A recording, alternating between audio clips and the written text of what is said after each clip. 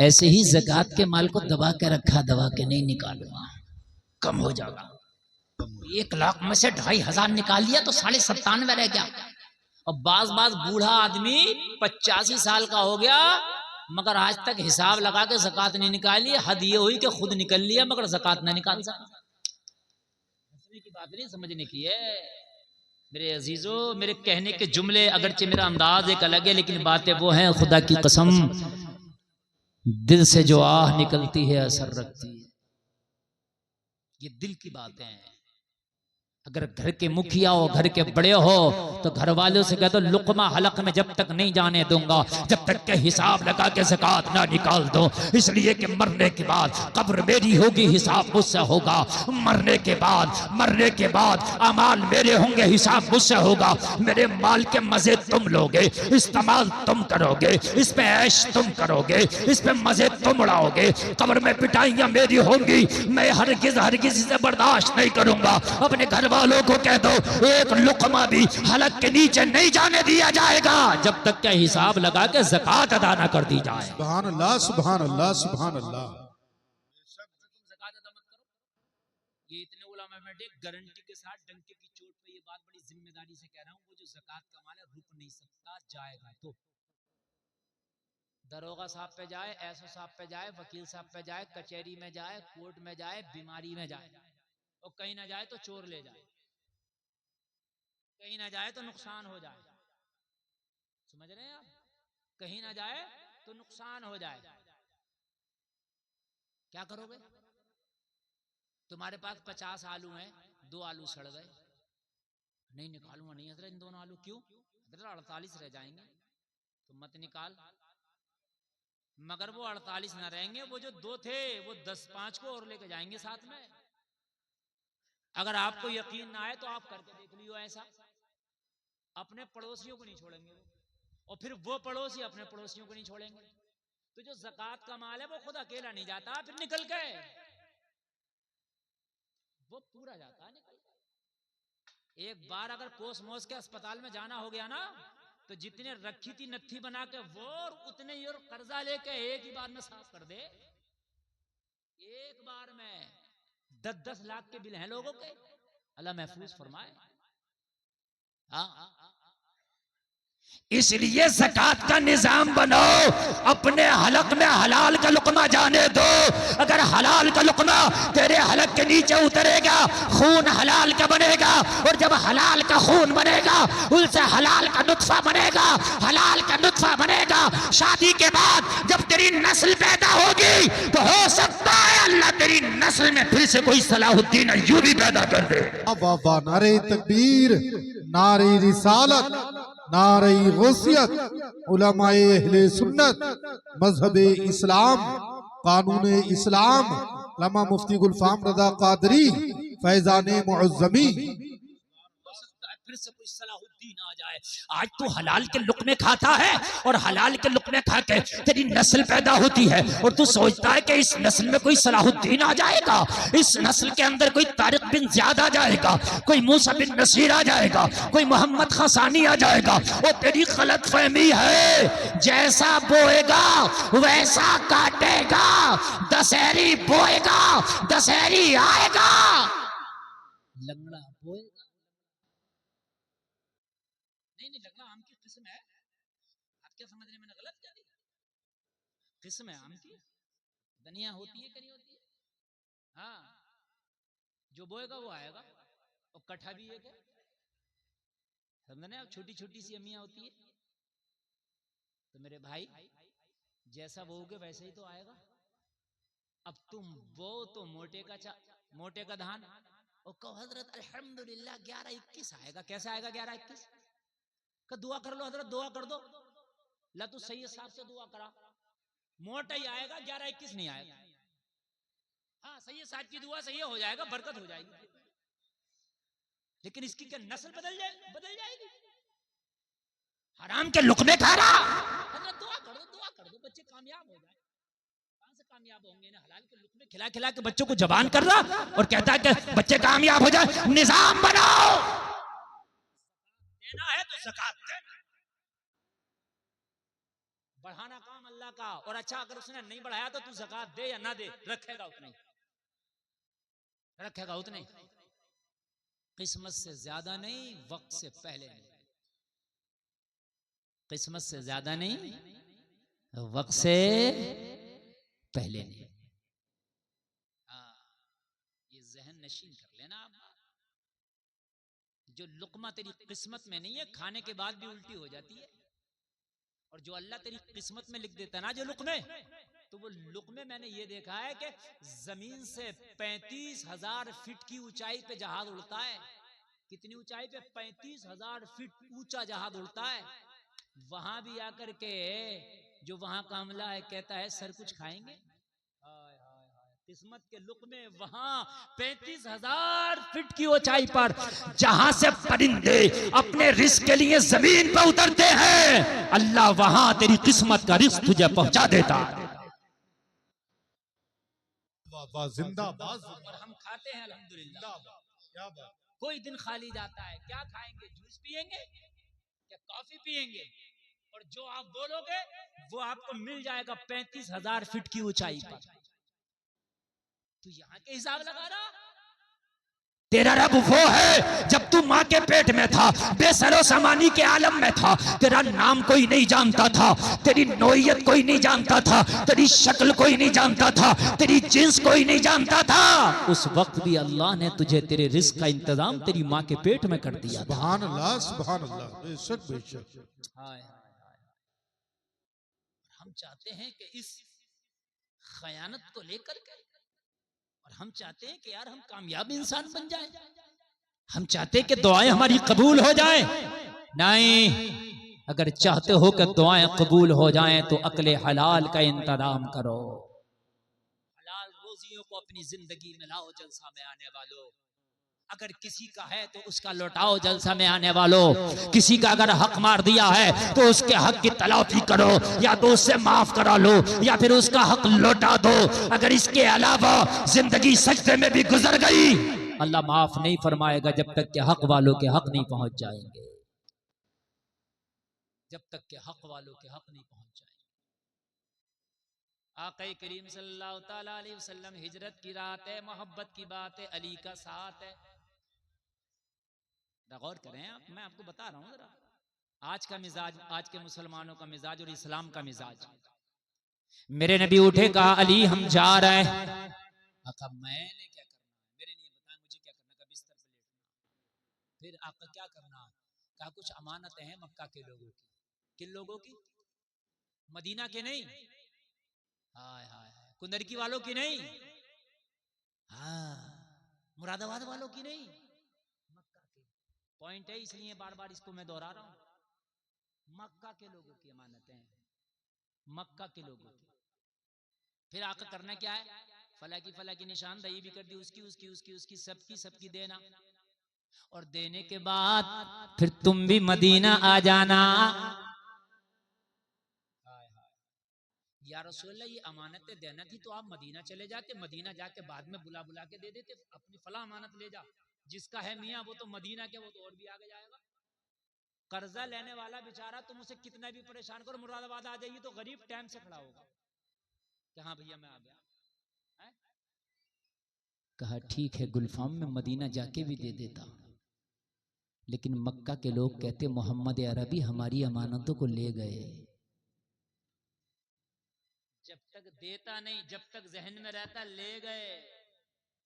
और मोहम्मद वो हैं जो लेते नहीं हैं बल्कि अमानतों की हिफाजत करते हैं। मौला अली अर्ज करते या रसूल अल्लाह, इनमें तो बहुत लोगों के नाम आपने वो बताए जो तलवारें लेके आज आपका मर्डर करने के लिए आपके दरवाजे के बाहर खड़े हैं, आपकी जान के दुश्मन है। या रसूल अल्लाह क्या उनकी भी वापस करना? मेरे नबी ने फरमाया दुश्मन होना अलग है, अमानत होना अलग है। नारे तकबीर, नारे रिसालत, नारे गौसियत, मजहबे इस्लाम, मजहबे इस्लाम, नारे तकबीर। अल्लामा मुफ्ती गुलफाम रदा कादरी फैजाने मुअज़्ज़मी मसलके आला हजरत। अली दुश्मनी होना अलग है, अबू जहल मेरा दुश्मन है मगर उसकी भी अमानत का मोहम्मद को ख्याल है, अबू लहब मेरा दुश्मन है मगर उसकी भी अमानत का मोहम्मद को ख्याल है, उमैया मेरा दुश्मन है मगर उसकी भी अमानत का मोहम्मद को ख्याल है। दुश्मनी अलग है, अमानत अलग है। जलसे में आने वालों जो नबी के दुश्मन थे, मेरे नबी ने उनकी अमानतों को भी वापस कर दिया। इसी मिजाज को देख के तो दुश्मनों ने कहा था, यार मोहम्मद को बुरा कब तक कहोगे, कोई बुराई तो बताओ।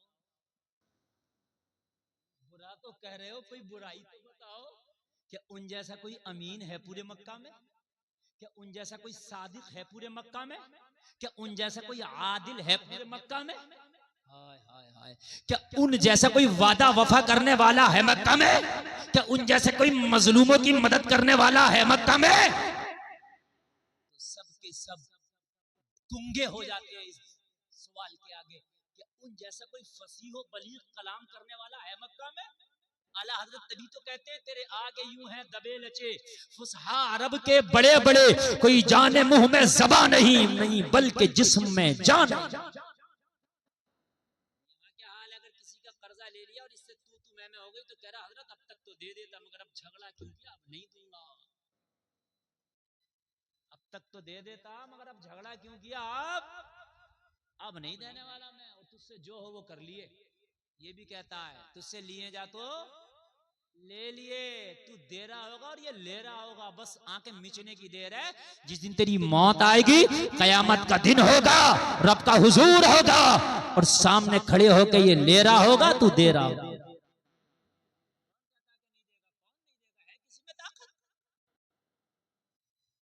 कब तक नहीं देगा? बस जब तक सांसें चल रही हैं। जैसी सांस का डोरा टूटेगा तू तो देगा, तू देगा देगा, देते देते बचेगा। और ऐसा दिलाने वाला भी कोई नहीं जैसे मौला। हाय हाय हाय, ऐसे दिलाना वाला भी हमने नहीं देखा। अभी तुम बैंक से कर्जा ले लो, दिवालिया घोषित कर जाओ, कहां से देगा, है ही नहीं, चलो माफ करो। किसी से ले लो, गांव के भी कह देंगे कुंदर की, अरे भाई मौलाना साहब कहां से लोगे, इस पे तो कुछ खाने के ठिकाने नहीं है, बात खत्म करो, है ही नहीं, कहां से देगा। वो भी कहता है चलो मुझे लेके चलो, कहां से लेके चलो। लेकिन दिलाने वाला रब जैसा हो। कयामत के दिन ना एटीएम है, ना पैसा है, ना कोड़ी है, कुछ नहीं है, दे वो कहां से दूं। अल्लाह फरमाएगा इसके खाते में जो नेकियां हैं ना वो उसको दे डालो जिसका कर्जा लेके आया। नेकियां भी खत्म हो गई मौला, अब तो लेके इतनों का आया था, अब तो नेकियां भी खत्म हो गई। हुक्म होगा फिर उनके गुनाह इसके कांधों पे डाल दे जिनके कर्जा लेके आया था। दिलाने वाला भी रब जैसा हो, दे के रहोगे। तू कहता था ना दुनिया में, और फिर कहा जाएगा तूने कहा ना तुझसे लिए जा तो ले लिए, देख ले लिया इसे। जलसे में आने वालों दुनिया में मामलात को साफ करके जाओ। आज जिस औरंगजेब पे पूरी दुनिया चीख रही है, गले फाड़ रही है, गले, जिनको तमन्नियत होने के शऊर नहीं, गले फाड़ ले औरंगजेब पे। जिनको खाली मुंह धुलने के सलीके नहीं, वो गले फाड़ ले।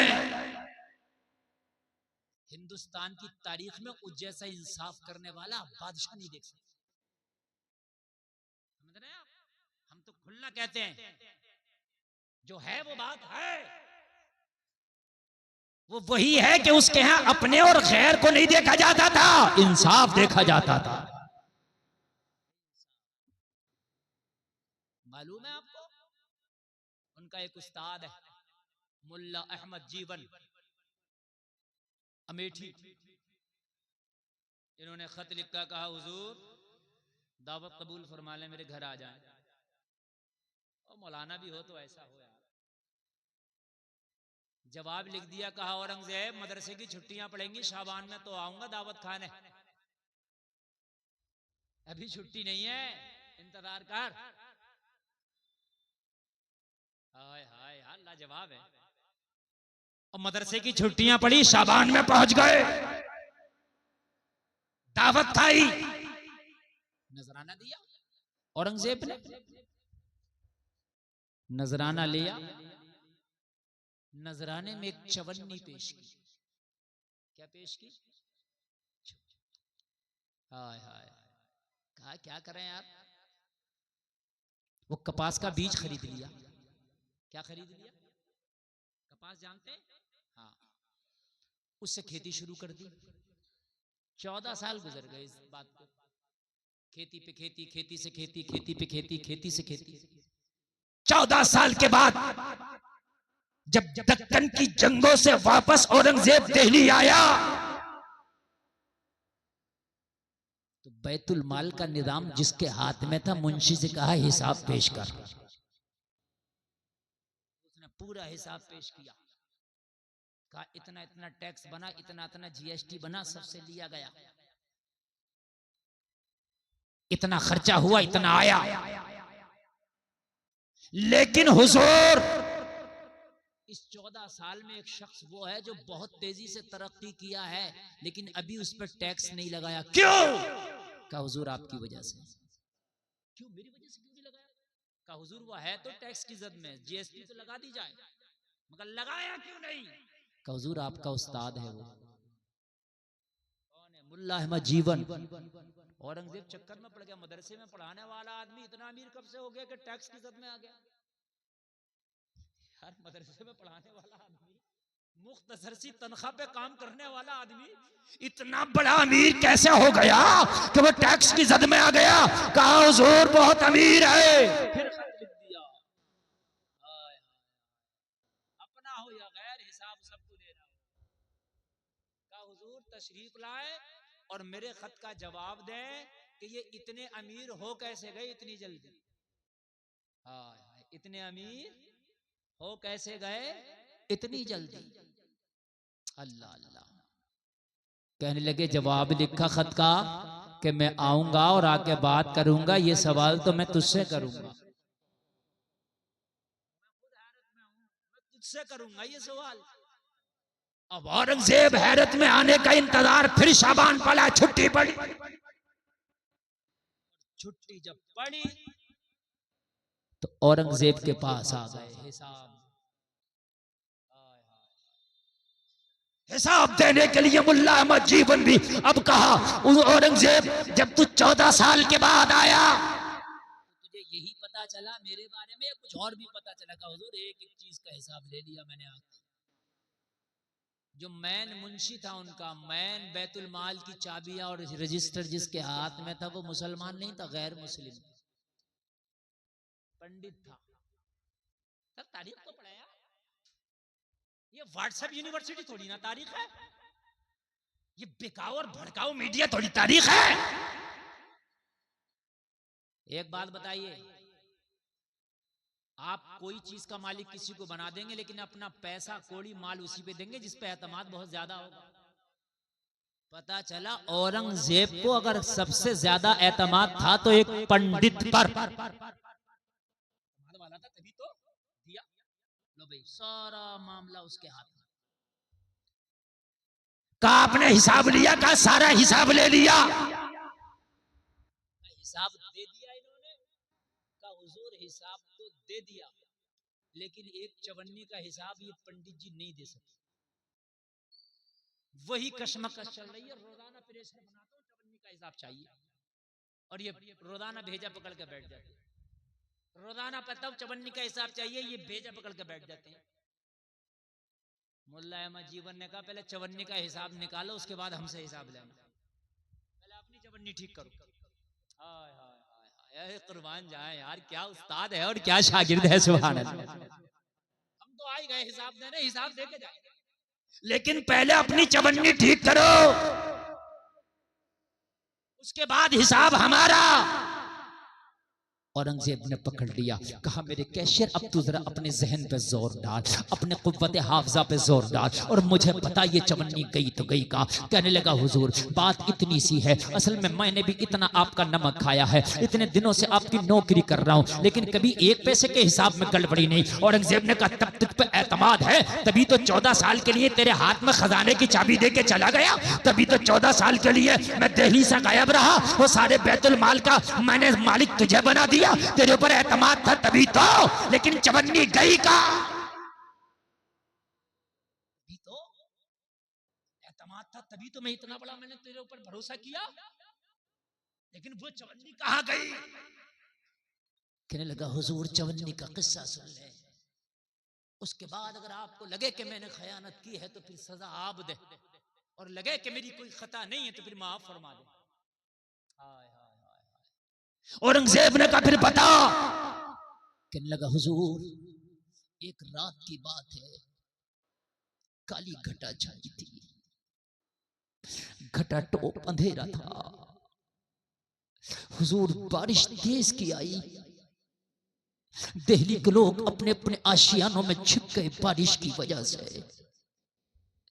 हुजूर मेरे घर की जो छत है ना बड़ी गरीब है, जब बारिश होती है ना तो मेरे घर की छत में पानी चूता है। हाय हाय अमानतदारी देखे, खजाने का कैशिया घर की छत चू रही है। जरा जरा गौर करें, जरा गौर करें, घर की छत चू रही है। का हुजूर बारिश तेज थी, पानी चूने लगा, जब पानी चूने लगा तो हिसाब के रजिस्टर भीगने लगे। कैशियर हूं ना तो हिसाब तो सारा रजिस्टर में लिखता हूं ना, भीगने लगे। हुजूर खौफ पैदा हुआ, अगर ये भीग के नेस्तो नाबूद हो गए, नष्ट हो गए तो आपको हिसाब कहां से दूंगा। उन्हें हटाने लगा, अपने भीगने का ख्याल ना किया, अपने कपड़ों के भीगने का ख्याल ना किया, बच्चों के भीगने का ख्याल ना किया, रजिस्टरों को महफूज जगह पे रखने लगा। लेकिन बारिश तेज थी, मेरी बीवी भी मेरी हेल्प करने लगी, मदद करने लगी, लेकिन रजिस्टर को फिर भी बचा ना सका, रजिस्टर ज्यादा था, महफूज मकाम पे ले जाने में टाइम लग रहा था, इसलिए भीग रहे थे। मेरी बीवी ने कहा जल्दी से किसी मजदूर को बुलाना, जो भी हाल हो, एक रजिस्टर भी अगर नेस्त तो नाबूद हो गया तो औरंगजेब को जवाब कहां से देगा। मैं जल्दी से घबराहट के आलम में निकला कि रात में कौन मजदूर मिलेगा, लेकिन फिर भी मैं उम्मीद पे निकला, शायद कोई भटका हुआ मिल जाए। निकला, कोई नजर ना आया, इधर उधर मैंने जैसे ही नजर दौड़ाई, मेरी दीवार से कोई चिपक के खड़ा था, जैसे कोई बारिश में बचने की कोशिश कर रहा था। अंधेरा था, चेहरे पे कपड़ा था, मैं उसे ना पहचान सका। लेकिन हुजूर मैंने कहा कैसे खड़े हो। उसने कहा रात में मजदूरियां करता हूं, मजदूरी करने निकला था, इत्तेफाक से बारिश आ गई, तेरी दीवार की मैंने पनाह ले ली कि मैं छिप जाऊं। तो कहने लगा यार तेरा रिस्क अब भी अल्लाह ने लिखा है, तू एक काम न कर, मेरे घर आ, थोड़ा सा काम है, मेरा काम कर दे और मैं तुझे तेरी मजदूरी दे दूंगा। जलसा में आने वालों कान खोल करके सुनो, मजदूर अंदर आया, आने के बाद रजिस्टर हरदवाए, मुकम्मल महफूज जगह पे पहुंचा दिए। जब मजदूर जाने लगा तो इससे कहा मुझे मेरी नौकरी चाहिए। तो कहने लगा इस वक्त मेरे पास कुछ नहीं है, सुबह आना मैं तुझे तेरी नौकरी दूंगा। कहा नहीं नहीं, जो है मुझे अभी दे, सुबह को मुझे कहाँ टाइम आने का है, मैं तो रात की नौकरियां करता हूं, अभी दे दे। अल्लाह अल्लाह। हुजूर आलमगीर की बारगाह में कहने लगा औरंगजेब एक चवन्नी मेरे पास जो थी वो चवन्नी मैंने उठाई, उस मजदूर को दे दी। नाम नहीं जानता, चेहरा नहीं जानता, हिसाब में नाम किसका लिखता, इसलिए चवन्नी का हिसाब अब तक ना आ सका, वो चवन्नी उसको दिया था। अल्लाह अल्लाह। औरंगजेब ने कहा सुन, चवन्नी का हिसाब लिख दे रजिस्टर में। कहा क्या लिखो? कहा जो उस रात तेरे घर में मजदूरी करके गया कोई और नहीं, औरंगजेब आलमगीर था। नारे तकबीर, नारे रिसालत, उलमाए अहले सुन्नत, सलके आला हजरत, सुभान अल्लाह सुभान अल्लाह। माशाअल्लाह। उस चवन्नी का नाम औरंगजेब के नाम, क्या बात है, वाह वाह। लिख दे उसका हिसाब। आंखों में आंसू आ गए। मेरे घर मजदूरी। औरंगजेब ने कहा अगर पर्दा उठवाते ही तो सुन ले, जब खर्चा घर का तंग पड़ता है तो औरंगजेब एक नहीं न जाने महीने में कितनी रात को मजदूरियां करता है। अल्लाह अल्लाह। और उससे अपने बच्चों का खर्चा चलाता है। कोई एक नहीं न जाने कितनी मजदूरियां की हैं औरंगजेब ने।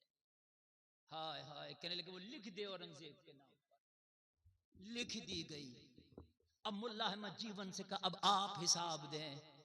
कहा औरंगजेब मैं जो तेरे घर दावत खा के गया ना, तूने वही चवन्नी मुझे नजराने में दी थी। वाह वाह वाह वाह वाह। खुदा की कसम इतनी बाबरकत चवन्नी थी, ऐसी हलाल की चवन्नी थी। मैंने कपास का बीज खरीदा और वो बीज जब जमीनों में लगाया, अल्लाह ने इतनी बरकत की कि चंद सालों में अल्लाह ने मुझे अमीरों में शुमार कर दिया। सुभान अल्लाह सुभान अल्लाह। नारे तकबीर, नारे रिसालत, नारे गौसियत सलके आला हजरत अल्लामा मुफ्ती गुलफाम रदा कादरी रामपुरी फैदाने मुअज्जमी सुभान अल्लाह सुभान अल्लाह। समय आने वालों, अपनी जिंदगी का जायजा लो। जिंदगी कहाँ जा रही है? बच्चों का जायजा लो, बच्चे कहाँ उठ बैठ रहे हैं? बच्चियों का जायजा लो। जिंदगी इसी चीज का नाम है। खुदा की कसम, ये छोटी सी जिंदगी अल्लाह ने तुझे इम्तिहान के लिए दुनिया में भेजा है। ये तेरा इम्तिहान है। और लोगों, तैयारी करने का मौका फिर नहीं मिलेगा, बस यही मौका है। इसी में तैयारियां कर लें, इसी में होश के नाखून ले लें, अपने रूठे हुए मौला को राजी कर लो। मरने के बाद आप कहोगे काश दोबारा जिंदगी मिल जाती, आप कहोगे काश दोबारा दुनिया में आ जाते। लेकिन लोगों, किसी ने क्या खूब कहा है, पता नहीं मौत कितनी प्यारी है। आज तक जो मौत से मिला है उसे वापस आते हमने नहीं देखा। मौत के बाद फिर वापसी नहीं है, फिर वापसी नहीं है। इसलिए जलसा में आने वालों, अपनी जिंदगी का जायजा लो। किसी का दिल दुखाया है, माफी मांग लो। किसी का लिया है, वापस कर दो। अगर दीन इतना नहीं सीखा जितने की जरूरत थी तो सीख लो। अभी मौका है, अभी वक्त है। नमाज याद नहीं है, उलमा की कमी नहीं, याद कर लो। कुरान याद कर लो। जलसे में आने वालों, अगर जिंदगी में ज़कात देने का निजाम नहीं बनाया है तो बना लो। तेरे मरने के बाद तेरे माल से कोई ज़कात भी देगा तो वो अपनी देगा, फिर तेरी कहां से? अल्लाह अल्लाह। बड़ी अच्छी गुफ्तगू आप सुन रहे हैं। मेरा तो दिल चाहता है और बोलूं, लेकिन माशाअल्लाह मैं तकरीबन 1.5 घंटे से बोल रहा हूं और आप सुन रहे। मैंने भी टाइम देखा, वक्त का भी मुझे पता नहीं चला कि वक्त किधर से गुजर गया और किधर से किधर चला गया। अल्लाह सलामत रखे। अगर आप इजाजत दें तो 5 मिनट और बोल। माशाअल्लाह सलामत रखे। इन तकरीरों की जरूरत है, इन गुफ्तगुओं की जरूरत है। जलसा में आने वालों, अल्लाह ने फरमाया था वल अस्र इन्नल इंसान लफी खुस्र। अल्लाह ने जमाने की कसम खाई, कहा इंसान मुकम्मल घाटे में है, घाटे में। और आज हम घाटे में हैं कि बिल्डिंग बना के आप समझते हो इसी का नाम तरक्की है? पैसा कमा के समझते हो इसका नाम तरक्की है? कारून पे तो इतना माल था, इतना दौलत, इतनी दौलत के 70 ऊंटों पे कारून के खजाने की चाबियां जाती थी। कि वो कामयाब है? नहीं ना, नहीं कामयाब है। खुतबे तो आज उमर के पड़े जा रहे हैं, जो पत्थर का तकिया लगाते थे। और जुमा के खुतबे में भी उमर का नाम आ रहा है। खुतबे तो अबू बकर के पड़े जा रहे हैं। क्यों? पता चला माल की बुनियाद पर नहीं, नामाए अमाल की बुनियाद पर है। नामाए अमाल की बुनियाद पर है। जिंदगियों का मुहासबा करो, अपनी रोजियों का मुहासबा करो, आगे बढ़ो, इंशाअल्लाह तरक्की मिलेगी। मेरा आपसे वादा है, तरक्की मिलेगी। मैं एक दिन इस्लामी जंगों को पढ़ रहा था। मुझे कोई एक जंग ऐसी नहीं मिली कि जिसमें मुसलमानों की तादाद मुखालिफ के बराबर भी हो। ज्यादा तो छोड़िए आप। बदर में इधर तकरीबन 1000, इधर 313। यरमूक देख लें, कोई भी देख लें, खंदक देख लें, कादसिया देख लें, कोई भी देख लें, ओहद देख लें। इधर 3000 हैं तो उधर 30,000 हैं। हाँ, लेकिन फतह इनको मिली। पता चला फतह भी तादाद की बुनियाद पर नहीं थी, बल्कि ईमान की बुनियाद पर थी। है ना? आप कहते हो कि हालात बड़े खराब हैं, हालात बड़े खराब हैं, क्या करें क्या करें? कौन कह रहा हालात खराब है?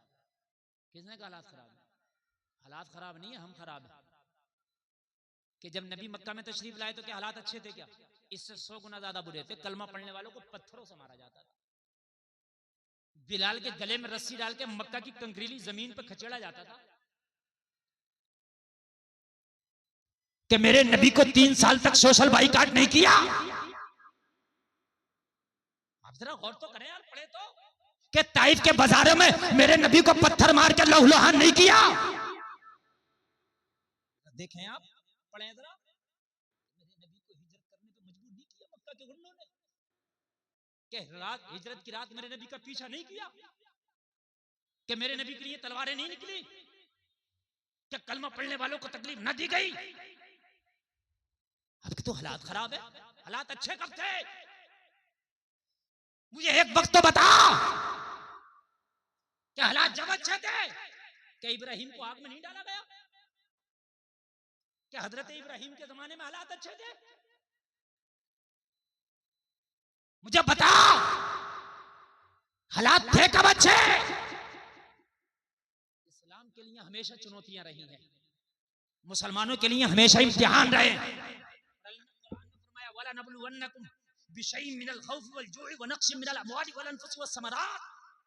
हम जरूर आजमाएंगे तुम्हें, कभी जानों की कमी से, कभी फलों की कमी से, कभी माल की कमी से। और फिर क्या कहा? जो इन पर सब्र कर गया, तो कहा सब्र करने वालों के लिए खुशखबरियां हैं। हाय हाय हाय, क्या है? खुशखबरियां। हालात खराब है, हालात खराब है, हालात खराब नहीं, तू खराब है। कल 70 साल की बूढ़ी औरत भी घर में से नहीं निकलती थी, एहतराम करती थी। आज 18 साल की जवान लड़की सामने से निकल रही है, तुम्हें देखने में शर्म आती है, उसको बेपर्दगी करने में और नंगाई करने में उसको शर्म नहीं आती। ये हाल है। मेरी बात गलत नहीं है? हया के जनाजे निकाल दिए, बेहयाई के बाजार तुमने गर्म कर दिए, तो हालात खराब है। हालात नहीं, हम खराब हो गए। हम जलसा में आने वालों, जरा जिंदगियों के जायजे तो लो। अगर हम खुदा की कसम अपनी इस्लाह कर ले, तो हालात तो बनाने में अल्लाह को देर नहीं लगती है। सेकंड बड़ी चीज है हालात बनाना, उसके लिए सेकंड बड़ी चीज है। बतलाऊं आपको हालात? अभी दिन में गर्मी पड़ रही थी, फैन चल रहे थे और एसियां चल रही थी, और अब देखो मौसम पूरी कुंदरकी में एकदम नॉर्मल अच्छा मौसम है क्या? नहीं है? देखो बच्चे चादर ओढ़े हुए हैं। नहीं, मेरी बात गलत नहीं है, आपको भी जरूरत पड़ेगी। ये कहां से मलाया माल कि कुंदरकी की चेयरमैन ने एसी लगा दी ना? वो लगा भी देंगे तब भी नहीं होगी सर्दी इतनी, इसलिए कि एक एसी एक कमरे में काम करती है, वो भी दरवाजा बंद करके। मुलव्वा रह गया तो वो भी ठंडा नहीं करेगी। और यहाँ तो जंगल में जाओ, वहां भी ठंड, सड़क पर भी ठंड, मैदान में भी ठंड, छत पे भी ठंड। ये किसने बदल दिए हालात? तेरे रब ने। बड़ी गर्मी थी दोपहर तो भाई, टेम्परेचर 35 को पार कर रहा था भाई। ये 35 का टेम्परेचर, ये गर्मी किसने ठंडी कर दी? जवाब मिलेगा हजरत, मेरे मौला ने। तो जब मौला इतनी बड़ी गर्मी को ठंडा कर सकता है, तो जो दो चार ये गर्मी दिखा रहे हैं, अल्लाह इन्हें ठंडा नहीं कर सकता?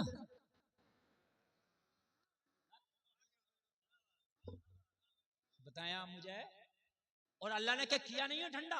नमरूद की गर्मी ना निकाली, फिरौन की गर्मी ना निकाली, क्या शद्दाद को ठंडा ना किया, क्या कारून को ठंडा ना किया,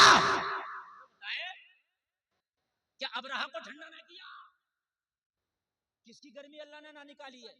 जब इतने बड़े बड़े फिरौनों को ठंडा कर दिया, तो ये तो छोटे छोटे फिरौन है।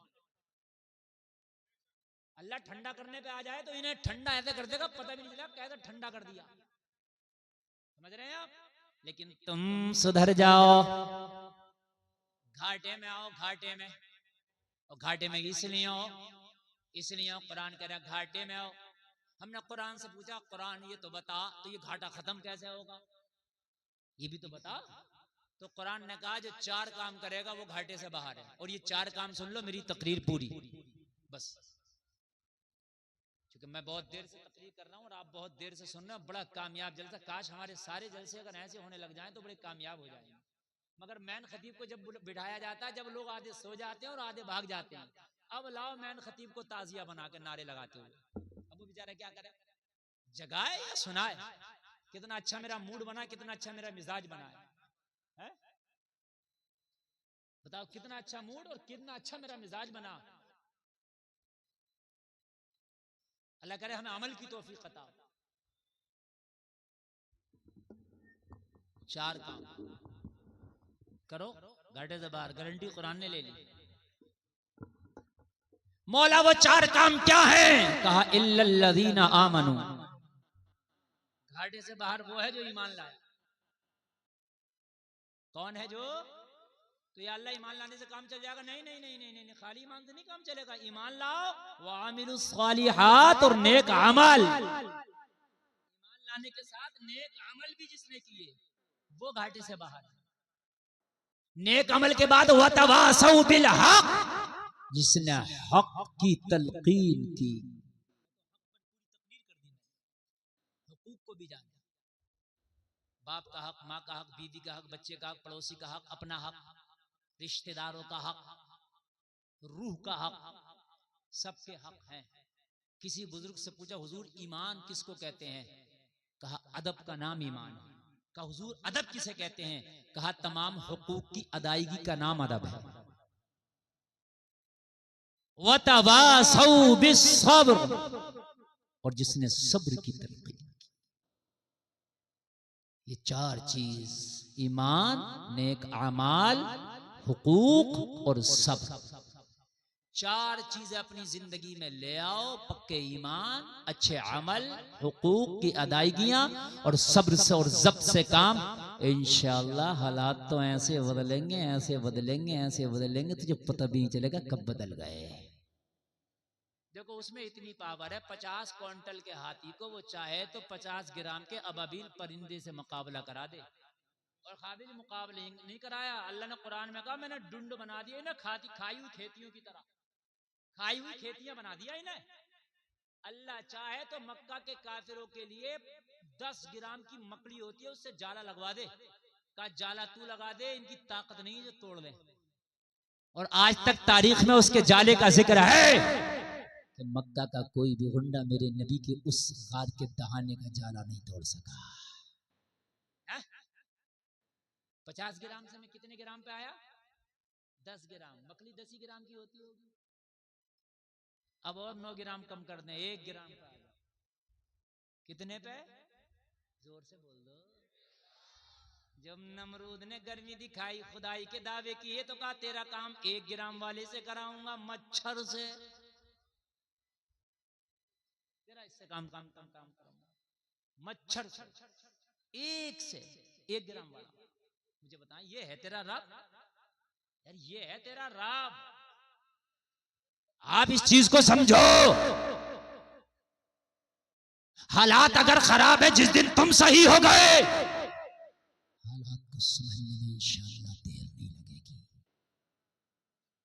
गराज भी हो इब्राहिम सा ईमान पैदा, आग कर सकती है अंधा से गुलिस्ता पैदा। गलत रवि से मनाजिल का बुअद बढ़ता है, मुसाफिरों रविश कारवां बदल डालो। इस्लाम जिंदाबाद, कौम मुस्लिम पाइंदाबाद। कहने सुनने में कम इल्मी की बुनियाद कोई खता हुई हो मैं तौबा करता हूँ। कलमा शरीफ पढ़ें, ला इलाहा इल्लल्लाह।